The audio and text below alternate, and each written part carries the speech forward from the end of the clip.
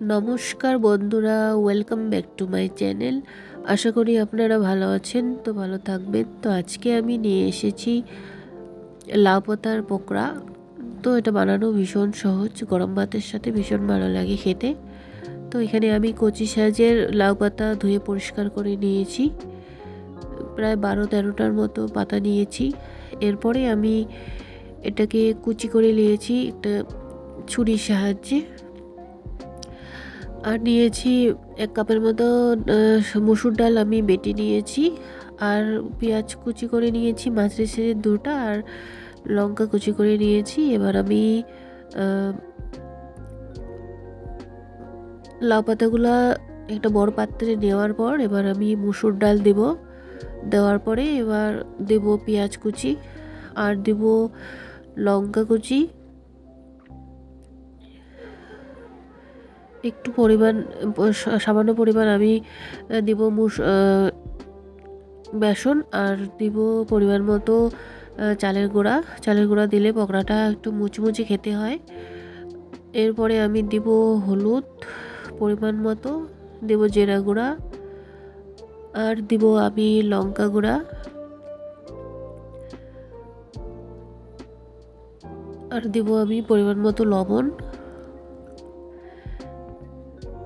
দেওয়ার পর এবার আমি সবগুলাকে ভালোভাবে মেখে নিব। তো আমার এখানে জলের কোনো প্রয়োজন পড়বে না, কারণ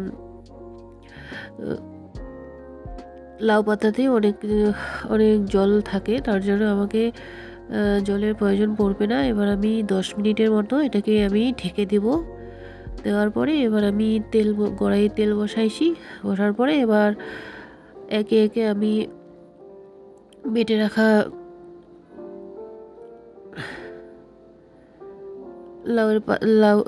লাউ পাতার বড়াগুলো দেব তেলের মধ্যে।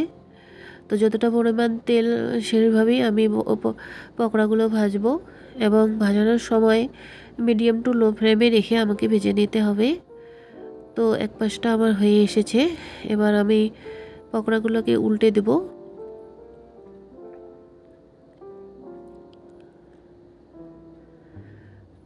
এভাবে একটু সময় নিয়ে আস্তেভাবে ভেজে নিতে হবে। তো প্রায় আমার পকোড়াটা হয়ে এসেছে।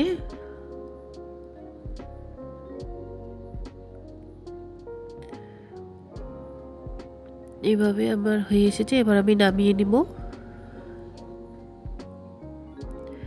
সবগুলো পকোড়াই আমি এক এক করে নামিয়ে নিলাম।